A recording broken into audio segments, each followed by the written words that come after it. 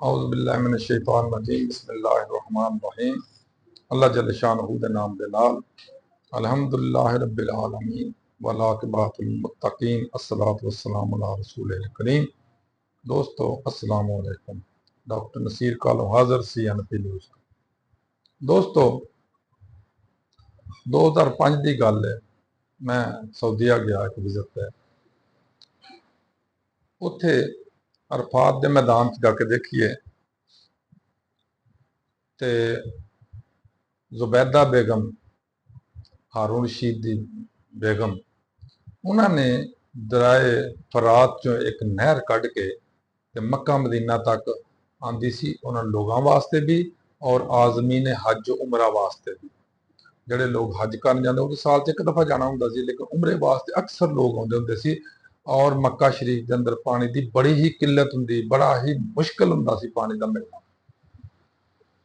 तो मोहतरमा ने यह किया कि चूंकि बेगम सी बादशाह दी या मलका सी, तो मलका भी बड़े आला आला म्यार दी खतून सी, मोमन और मुस्लिम खतून सी।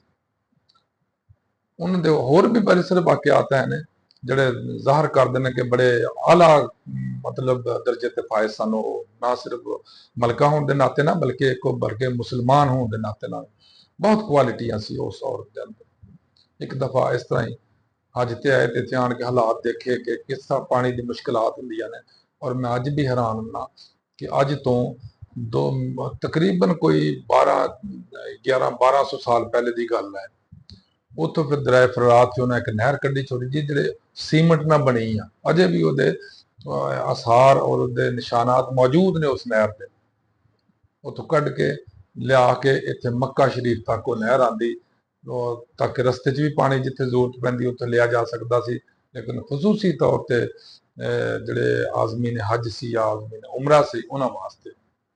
और ये साडे बजुर्ग सन जिन्होंने बड़े ही तनदही ना, बड़ी ही मेहनत ना, बड़ी ही अकलमंदी ना और बड़े ही खलूसे नीयत ना दीन की खिदमत करने वास्ते, इंसानियत की खिदमत करने वास्ते ये कुछ किया।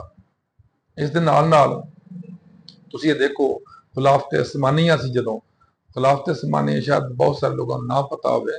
खिलाफत इस्लामिया तकरीबन 100 साल पहले खत्म कर दी सी कि ना अंग्रेज़ों ने, यूरोपी यूनीयन वाले ने, अमरीका ने इन्हां मिल मिला के ते खिलाफत उस्मानिया का खात्मा किया सी, जिहदी हद्दां तुसीं अंदाजा करो, सुनोगे तो हैरान रह जाओगे। फ्रांस तक वो हदूद सी, इंडिया उस शामिल सीगा पहले, फिर उस तो बाद सारा मशरक वस्ता शामिल सी।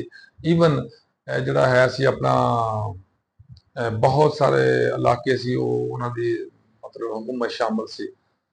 उन्होंने उस्मानी खिलाफत कहते होंगे, यानी खिलाफत जो कंसैप्ट हजूर सरसम तो फौरन बाद शुरू होया सी, वो चलता आ रहा सी किसी ना किसी अंदाज में। अच्छा, उस खिलाफत के दौर के एक बहुत बड़ी चाल इन्होंने मगरब ने यानी अंग्रेज़ों ने चली। उन्होंने जदों के ये बड़े अच्छे अच्छे काम भी कर रहे सन, खिलाफत उस्मानिया जिहड़े साडे खलीफा सन वो बड़े अच्छे काम भी करते। लोग इंसान से कोताहियां होंदियां, खामियां भी होंदियां। कुछ लोग हज़रत उमर फारूक, हज़रत अबू बकर सदीक, हज़रत उस्मान गनी, हज़रत अली करम मतलब उन्होंने पाए तो लोग नहीं सन ना। देखो फर्क तो बहुत आ, जमीन आसमान का फर्क आ, लेकिन फिर भी बतौर इंसान कुछ अच्छे लोग होंगे ने, कुछ कमजोर होंगे ने। उन्होंने एक मैं उस दौरान विजिट से देखा सऊदी अरब मदीना शरीफ च एक पुराना स्टेशन आ, रेलवे स्टेशन का पुराना, हूँ तो शायद नवा रेलवे लाइन ट्रैक बिछा के शुरू कर लिया सऊदी हुकूमत ने। उस दौर च वो इस्तंबुल तो जाके लाके तो मदीना तक जाती होंगी सी रेलवे लाइन। यानी वो इन्ना काम करती उस दौर जो टैक्नोलॉजी है ही नहीं सी, या तुम कह सकते हो बिल्कुल बेमालूम या ना मालूम किस्म की टैक्नोलॉजी सी। ये साडे इसलाफ के एहसानात ने साडे उत्ते या इस कौम के उपर उन्होंने एहसानात ने। लेकिन इस दौर च तुसीं देखो नबी सल्लल्लाहु अलैहि वसल्लम के दौर तो ही साजिशां इस्लाम के खिलाफ शुरू हो गई सी।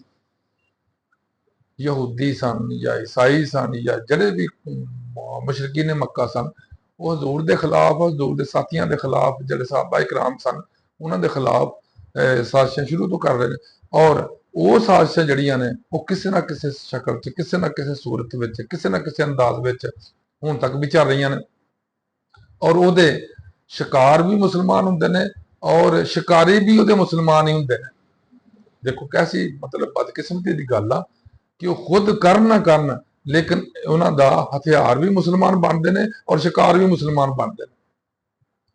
ਇਸੇ ਤਰ੍ਹਾਂ ਹੀ ਉਹਨਾਂ ਨੇ ਅਰਬ ਦੇ ਅੰਦਰ ਇੱਕ ਸ਼ੁਰੂ ਕੀਤੀ, ਇੱਕ ਸਮਝ ਲਓ ਐਜੀਟੇਸ਼ਨ ਸ਼ੁਰੂ ਕੀਤੀ ਜਾਂ ਇੱਕ ਇhtਜਾਜ ਦੀ ਬਹਾਰ ਸ਼ੁਰੂ ਕੀਤੀ, ਜਿਹਨੂੰ ਲਾਰੈਂਸ ਆਫ ਅਰੇਬੀਆ ਇੱਕ ਕਰਨਲ ਸੀਗਾ ਬ੍ਰਿਟਿਸ਼ ਆਰਮੀ ਦਾ, ਜਿਹਦੀ ਸ਼ਕਲ ਬੜੀ ਅਰਬੀਆਂ ਨਾਲ ਮਿਲਦੀ ਸੀ ਔਰ ਉਸ ਬੰਦੇ ਨੂੰ ਸਾਰਾ ਕੁਰਾਨ ਮਜੀਦ ਹਿਫਜ਼ ਕਰਵਾਇਆ ਗਿਆ। ਉਹਨੂੰ ਸਾਰੀ ਸ਼ਰਅ ਦੇ ਮੁਤਲਕ ਜੋ ਸਾਡੀ ਸ਼ਰਅ ਕਹਿੰਦੀ ਸੀ ਉਹ ਸਾਰਾ ਉਹਨੂੰ ਪੜ੍ਹਾਇਆ ਗਿਆ, ਉਹਨੂੰ ਸਮਝਾਇਆ ਗਿਆ, ਸਿਖਾਇਆ ਗਿਆ। ਫਿਰ ਉਸ ਬੰਦੇ ਨੂੰ ਸਾਊਦੀ ਅਰਬ ਦੇ ਅੰਦਰ ਜਾਂ ਅਰਬ ਕੈਟਾਗਰੀ ਜਿੰਨੀ ਹੈ ਸਾਰੀ ਉਹਦੇ ਅੰਦਰ ਉਹਨੂੰ ਲਾਂਚ ਕੀਤਾ ਗਿਆ। ਫਿਰ ਉਹਨੇ ਮੁਖਤਲਿਫ ਸ਼ਹਿਰਾਂ ਦੇ ਅੰਦਰ ਜਾ ਕੇ ਮੁਖਤਲਿਫ ਜਿਹੜੇ ਹੁਣ ਮੁਲਕ ਨੇ, ਉਦੋਂ ਮੁਲਕ ਨਹੀਂ ਸਨ, ਉਦੋਂ ਸੂਬੇ ਸਨ ਖਿਲਾਫਤ ਉਸਮਾਨੀਆਂ ਦੇ। ਫਿਰ ਮੁਖਤਲਿਫ ਸੂਬਿਆਂ ਦੇ ਅੰਦਰ ਜਾ ਜਾ ਕੇ ਉਹਨੇ ਖਿਲਾਫਤ ਉਸਮਾਨੀਆਂ ਦੇ ਖਿਲਾਫ ਲੋਕਾਂ ਦੇ ਕੰਨ ਭਰਨੇ ਸ਼ੁਰੂ ਕੀਤੇ, ਲੋਕਾਂ ਨੂੰ ਉਹਦੇ ਖਿਲਾਫ ਇhtਜਾਜ ਵਾਸਤੇ ਉਭਾਰਿਆ, ਲੋਕਾਂ ਨੂੰ ਉਹਦੇ ਖਿਲਾਫ ਬਾਈਕਾਟ ਕਰਨ ਵਾਸਤੇ ਖੜਾ ਕੀਤਾ, ਔਰ ਜਿਹਦੇ ਵਿੱਚ ਸਾਊਦੀ ਅਰਬ ਦੇ ਹੁਕਮਰਾਨ ਤਬਕਾ ਵੀ ਬਹੁਤ ਹੱਦ ਤੱਕ ਸ਼ਾਮਲ ਸੀ। ਔਰ ਉਹਦਾ ਨਤੀਜਾ ਇਹ ਹੋਇਆ ਕਿ ਆਖਰ ਜਿਹੜੀ ਸਲਤਨਤ ਉਸਮਾਨੀਆ ਸੀ ਉਹ ਟੁੱਟ ਗਈ, ਕਿਉਂਕਿ ਉਹਦੇ ਅੰਦਰੋਂ ਬਗਾਵਤਾਂ ਸ਼ੁਰੂ ਹੋ ਗਈਆਂ। ਹੁਣ ਵੀ ਤੁਸੀਂ ਕਿਸੇ ਮੁਲਕ ਦੇ ਅੰਦਰ ਦੇਖੋ, ਜਿੱਥੇ ਵਾਧਾਮਦੀ ਹੋ ਰਹੀ ਆ ਉਸ ਮੁਲਕ ਦੇ ਬਜ਼ਾਤੇ ਖੁਦ ਲੋਕ ਨਹੀਂ ਕਰ ਰਹੇ ਹੋਣਗੇ, ਬਲਕਿ ਉਹਨੂੰ ਬਾਹਰੋਂ ਕਿਸੇ ਨਾ ਕਿਸੇ ਅੰਦਾਜ਼ ਫਾਈਨਾਂਸਿੰਗ ਹੋ ਰਹੀ ਹੋਵੇ।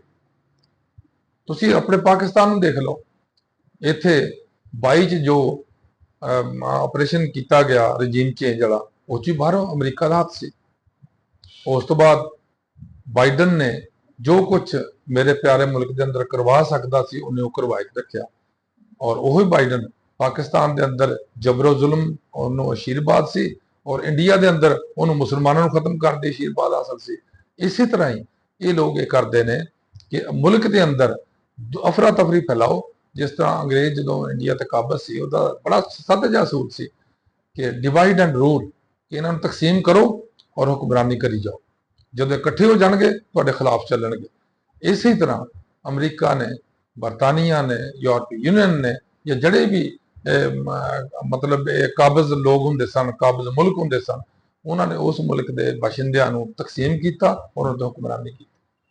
ਫਿਰ ਉਹਦੇ ਚੋਂ ਕੁਝ ਲੋਕ ਆਪਣੇ ਟਾਊਟ ਬਣਾ ਲਏ, ਉਹਨਾਂ ਨੂੰ ਫੇਵਰ ਕੀਤੇ, ਉਹਨਾਂ ਨੂੰ ਰਾਇਤਾਂ ਦਿੱਤੀਆਂ, ਉਹਨਾਂ ਨੂੰ ਸਹੂਲਤਾਂ ਦਿੱਤੀਆਂ, ਔਰ ਉਹਨਾਂ ਨੂੰ ਹੀ ਬਤੌਰੇ ਸਿਪਾਹੀ ਜਾਂ ਜਸੂਸ ਉਸ ਕੌਮ ਦੇ ਅੰਦਰ ਬਿਠਾਤਾ ਔਰ ਉਹ ਆਪਣੇ ਬੰਦਿਆਂ ਨੂੰ ਮਰਾਉਣ। ਤੁਸੀਂ ਇੰਡੀਆ ਦੇ ਦੌਰ 'ਚ ਦੇਖ ਲਓ, ਸਾਡੇ ਬੜੇ ਬੜੇ ਜਿਹੜੇ ਮਤਲਬ ਹੀਰੋ ਕਿਸਮ ਦੇ ਲੋਕ ਸਨ, ਉਹਨਾਂ ਦੀ ਬੜੀ ਜਸੂਸੀ ਹੁੰਦੀ ਸੀ, ਔਰ ਉਹਨਾਂ ਦੀਆਂ ਜਿਹੜੀਆਂ ਰਿਪੋਰਟਾਂ ਸੀ ਉਹ ਜਿਹੜੇ ਸਾਡੇ ਹੁੰਦੇ ਸਾ, ਕੋਈ ਜ਼ੈਲਦਾਰ ਹੁੰਦਾ ਸੀ, ਕੋਈ ਨੰਬਰਦਾਰ ਹੁੰਦਾ ਸੀ, ਕੋਈ ਪਤਾ ਨਹੀਂ ਕੀ ਨਾਂ ਰੱਖੇ ਸੀ ਉਹਨਾਂ ਨੇ, ਉਹ ਉਹਨਾਂ ਦੀ ਮੁਖਬਰੀਆਂ ਕਰਦੇ ਸੀ। ਔਰ ਹਰ ਮੁਸਲਮਾਨ ਮੁਲਕ ਦੇ ਅੰਦਰ ਇਸ ਤਰ੍ਹਾਂ ਹੀ ਹੋ ਰਿਹਾ, ਹੁਣ ਵੀ ਹੋ ਰਿਹਾ ਕਿ ਮੁਖਬਰੀ ਵਾਸਤੇ ਇਹਨਾਂ ਨੇ ਆਪਣੇ ਏਜੰਟ ਰੱਖੇ ਨੇ, ਉੱਥੇ ਤਖਰੀਬਕਾਰੀ ਵਾਸਤੇ ਆਪਣੇ ਏਜੰਟ ਰੱਖੇ ਨੇ, ਔਰ ਕਿਸੇ ਨਾ ਕਿਸੇ ਅੰਦਾਜ਼ 'ਚ ਮੋਸਾਦ ਹੈ, CIA ਆ, ਜਾਂ ਆਪਣੇ ਇੰਡੀਆ ਦੀ ਰਾਬ ਹੈ, ਜਾਂ ਹੋਰ ਵੀ ਇਸ ਤਰ੍ਹਾਂ ਮੁਲਕਾਂ ਦੇ ਹੈ ਨੇ ਬਹੁਤ ਸਾਰੇ ਇੰਟੈਲੀਜੈਂਸ ਏਜੰਸੀਆਂ ਜਿਹੜੀਆਂ ਉਸ ਮੁਲਕ ਦੇ ਅੰਦਰ ਅਫਰਾ ਤਫਰੀ ਪੈਦਾ ਕਰਦੇ ਆ।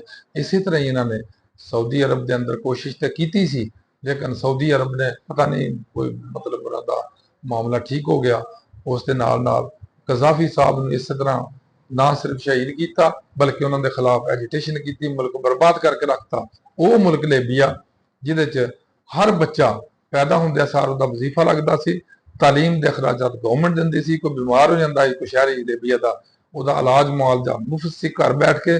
ਜਿਸ ਕਿਸੇ ਜਵਾਨ ਹੋ ਜਾਂਦਾ ਸੀ ਬੰਦਾ, ਉਹਨੂੰ ਨੌਕਰੀ ਦੇਣਾ ਗਵਰਨਮੈਂਟ ਦੇ ਜ਼ਿੰਮੇ ਸੀ, ਅਗਰ ਨੌਕਰੀ ਨਹੀਂ ਦਿੰਦੀ ਉਹਨੂੰ ਵਜ਼ੀਫਾ ਦੇਣਾ ਸੀ। ਔਰ ਉਸ ਤੋਂ ਬਾਅਦ ਸਭ ਤੋਂ ਵੱਧ ਕੇ ਜਦੋਂ ਸ਼ਾਦੀ ਦੀ ਏਜ ਹੁੰਦੀ ਸੀ, ਗਵਰਨਮੈਂਟ ਜਿਹੜੀ ਆ ਸ਼ਾਦੀ ਦੇ ਅਖਰਾਜਾਤ ਵੀ ਖੁਦ ਅਫੋਰਡ ਕਰਦੀ ਸੀ, ਔਰ ਘਰ ਨਵਾਂ ਬਣਾ ਕੇ ਦਿੰਦੇ ਸੀ ਉਸ ਕਪਲ ਨੂੰ ਜਾਂ ਉਸ ਜੋੜੇ ਨੂੰ। ਇਸੇ ਤਰ੍ਹਾਂ ਇਰਾਕ ਨੂੰ ਬਰਬਾਦ ਕੀਤਾ, ਸ਼ਾਮ ਨੂੰ ਬਰਬਾਦ ਕੀਤਾ। ਜਿਹੜਾ ਮੁਲਕ ਵੀ ਥੋੜਾ ਜਿਹਾ ਤਰੱਕੀ ਕਰਦਾ ਉਹਨੂੰ ਇਸੇ ਤਰ੍ਹਾਂ ਮਤਲਬ ਲਾਰੈਂਸ ਆਫ ਅਰੇਬੀਆ ਵਰਗੇ ਕਿਰਦਾਰ ਵਿੱਚ ਵਾੜ ਕੇ ਉਹਨੂੰ ਤਬਾਹ ਕੀਤਾ ਜਾਂਦਾ। ਮੇਰੇ ਪਿਆਰੇ ਮੁਲਕ ਨਾਲ ਵੀ ਇਸੇ ਤਰ੍ਹਾਂ ਹੀ ਕੀਤਾ ਜਾ ਰਿਹਾ। ਔਰ ਅੱਜ ਕੱਲ ਕੁਝ ਲੋਕ ਬੜੇ ਐਕਟਿਵ ਨੇ ਕਿ ਇਸਰਾਈਲ ਨੂੰ ਫੌਰਨ ਤਸਲੀਮ ਕਰ ਲਿਆ ਜਾਏ। ਤਸਲੀਮ ਕਰਨਾ ਹੀ ਆ ਤੇ ਕਮ ਸੇ ਕਮ ਕੁਝ ਆਪਣੇ ਸ਼ਰਾਇਤ ਮਨਜ਼ੂਰ ਕਰਵਾ ਜਿਹੜੇ ਸਾਡੇ ਮੁਲਕ ਕੌਮ ਵਾਸਤੇ ਆਉਣ। ਲੇਕਿਨ ਮੈਨੂੰ ਨਹੀਂ ਲੱਗਦਾ ਕਿ ਜਿਹੋ ਜਿਹੀ ਹਕੂਮਤ ਆ ਜਾਂ ਕੋਈ ਵੀ ਫਾਇਦਾ ਉਠਾ ਸਕੇ ਕਿਸੇ ਦੇ ਮੌਕੇ ਤੋਂ। ਜਿਸ ਤਰ੍ਹਾਂ ਮੁਸ਼ਰਫ ਸਾਹਿਬ ਦੇ ਦੌਰ 'ਚ ਹੈਰਾਨਗੀ ਦੀ ਗੱਲ ਆ, ਉਸ ਦੌਰ ਦੇ ਸਦਰ ਨੇ ਇੱਕ ਆਪਣੀ ਯਾਦਦਾਸ਼ਤ ਦੇ ਵਿੱਚ ਲਿਖਿਆ ਕਿ ਮੈਂ ਬੜਾ ਹੈਰਾਨ ਹੋਇਆ ਜਦੋਂ ਅਸੀਂ ਸ਼ਰਤਾਂ ਰੱਖੀਆਂ ਸਾਹਮਣੇ ਤੇ ਸਾਰੀ ਸ਼ਰਤਾਂ ਬੇਚੂਨੋ ਚਰਾ ਮੁਸ਼ਰਫ ਨੇ ਮੰਨ ਲਈਆਂ। ਹਾਲਾਂਕਿ ਅਸੀਂ ਸਮਝਦੇ ਸਾਂ ਕਿ ਕੁਛ ਤੇ ਮੰਨ ਲੇਗਾ, ਕੁਛ ਨਾ ਸਾਨੂੰ ਬਾਰਗੇਨਿੰਗ ਕਰਨੀ ਪੈਣੀ, ਕੁਛ ਦੇ ਕੇ ਪਾਕਿਸਤਾਨ ਨੂੰ ਤੇ ਫਿਰ ਮਨਾਉਣਾ ਪੈਣਾ, ਲੇਕਿਨ ਉਹ ਲੇਟ ਗਏ। ਤੇ ਮੈਨੂੰ ਲੱਗਦਾ ਵੀ ਇਹਨਾਂ ਤੋਂ ਵੀ ਕੋਈ ਉਮੀਦ ਨਹੀਂ ਕਿ ਖੜੇ ਹੋਣਗੇ ਔਰ ਇਸ ਗੱਲ ਤੇ ਕੋਈ ਰੁਕਾਵਟ ਪੈਦਾ ਕਰਨਗੇ, ਜਦੋਂ ਕਿ ਸਾਡੇ ਕਾਇਦੇ ਆਜ਼ਮ ਸਾਹਿਬ ਨੇ ਵੀ ਫਰਮਾਇਆ ਸੀ ਕਿ ਇਸਰਾਈਲ ਨੂੰ ਕਤਨ ਅਸੀਂ ਤਸਲੀਮ ਨਹੀਂ ਕਰਾਂਗੇ ਜਿੰਨੇ ਤੱਕ ਫਲਸਤੀਨ ਨੂੰ ਤਸਲੀਮ ਨਹੀਂ ਕੀਤਾ ਜਾਏਗਾ, ਉਹਦੇ ਹਕੂਕ ਨਹੀਂ ਦਿੱਤੇ ਜਾਣਗੇ। ਇਮਰਾਨ ਖਾਨ ਨੇ ਵੀ ਇਹ ਕਿਹਾ। ਹੁਣ ਦੇਖੋ ਇਹ ਕੀ ਕਰਦੇ ਨੇ, ਕਿਉਂਕਿ ਇਹਨਾਂ ਤੋਂ ਕਿਸੇ ਵੀ ਗੱਲ ਦੀ ਉਮੀਦ ਕੀਤੀ ਜਾਂਦੀ ਆ ਔਰ ਜੋ ਵੀ ਇਹ ਬੋਲਦੇ ਨੇ ਕਦੀ ਵੀ ਸੱਚ ਨਹੀਂ ਬੋਲਦੇ। ਅੱਲਾਹ ਹਾਫਿਜ਼ ਕਰੇ, ਅੱਲਾਹ ਹਿਫਾਜ਼ਤ ਕਰੇ ਸਾਡੀ ਵੀ, ਸਾਡੇ ਮੁਲਕ ਦੀ, ਸਾਡੀ ਕੌਮ ਦੀ। ਅੱਲਾਹ ਹਾਫਿਜ਼। अस्सलाम वालेकुम।